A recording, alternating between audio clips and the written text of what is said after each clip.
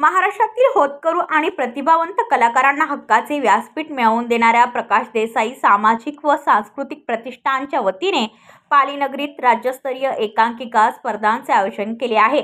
या स्पर्धेच्या निमित्ताने राज्यसभेचे नवनिर्वाचित खासदार धैर्यशील पाटील यांचा भव्य सत्कार प्रकाश भाऊ देसाई व दिग्गज मान्यवरांच्या हस्ते करण्यात आला। यावेळी सत्काराला उत्तर देताना सुधागड पालीविषयी कृतज्ञता व्यक्त करत पालीकरांचा अनेक वर्षांपासून प्रलंबित असलेला मूलभूत व जीवनावश्यक शुद्ध पाणी पुरवठा योजना व बलाप ते पाली बायपासचा प्रश्न माझ्या खासदारकीच्याच काळात सोडवणार असल्याची ग्वाही खासदार धैर्यशील पाटील यांनी नागरी सत्कार सोहळ्यात दिली।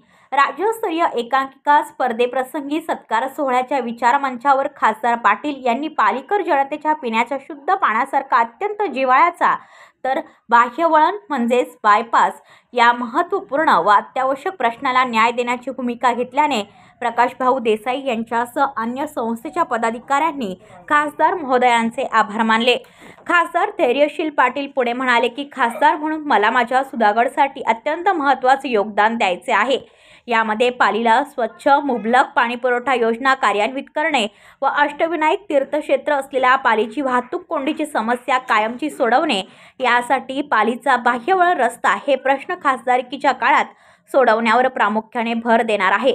या प्रश्नावर सर्व सामाजिक व राजकीय पक्षाचे लोकप्रतिनिधी यांना सोबत घेऊन एक समन्वय बैठक घेऊन सर्वांच्या सहकार्याने अमृत 2 मधून 5% लोकवर्गणी वापरून पाणीपुरवठा योजना कार्यान्वित करणे ही पुढची भूमिका असेल, असे खासदार पाटील म्हणाले। सामाजिक व सांस्कृतिक प्रतिष्ठानचे आधारस्तंभ असलेले प्रकाश भाऊ देसाई यांच्या मार्गदर्शनाखाली आपल्या माणसाचा सत्कार केला, त्याबद्दल आपले सर्वांचे आभार। प्रकाश भाऊ देसाई माझे वडील मोहन भाई यांचे त्या काळचे तरुण सहकारी तसे त्यांना माझेही ज्येष्ठ सहकारी मी मानतो। त्यांच्याशी असलेला स्नेहसंबंध घट्ट आहे। सलग 12 वर्ष सातत्याने शेकडो राज्यस्तरीय स्पर्धा घेऊन पालीचे सांस्कृतिक अभिजातपण उत्तम प्रकारे सांभाळण्याचे काम आपण केले। कलाकार याची कलेवर कितीही निष्ठा असली तरी कलेला आर्थिक आधार मिळणे गरजेचे असते। असा आर्थिक पाठिंबा आधार देणारे समाजात कमी आहेत। ही उणीव प्रकाश भाऊ तुम्ही भरून काढली, म्हणून तुमचे विशेष कौतुक। नाटक भारूड यांनी महाराष्ट्राचे केवळ करमणूक मनोरंजन म्हणून काम केले नाही, तर महाराष्ट्राचा प्रबोधनात्मक वैचारिक वारसा जपण्याचे काम केले।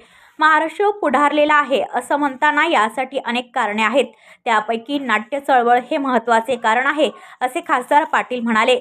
खासदार धैर्यशील पाटील म्हणाले की 25 ते 35 मिनिटांच्या नाटकात प्रतिष्ठानचे सर्व कार्यकर्ते हे पारंपरिक परंपरा व संस्कृती जपण्याचे प्रामाणिकपणे काम करतात, त्याबद्दल सर्वांचे आभार। सुधागडमध्ये माझे वडील व माझे संबंध हे अतिशय जिव्हाळ्याचे आहेत। माझे माहेर हे सुधागड आहे असे मी नेहमी मानतो। सुधागडसाठी माझ्याकडून जास्तीत जास्त विकासात्मक कामं होतील, अशी ग्वाही खासदार धैर्यशील पाटील यांनी दिली। Video reporter Dhammasheel Sawant, KTV news, Raigad. आपल्या परिसरातील बातम्या आमच्यापर्यंत पोहोचवण्यासाठी स्क्रीनवर दिलेल्या क्रमांकावर संपर्क साधू शकता। दूरध्वनी क्रमांक 9833235011। त्याचप्रमाणे अधिक माहितीसाठी स्क्रीनवर दिलेल्या KTV न्यूजच्या ईमेल ID वर देखील संपर्क करता येईल।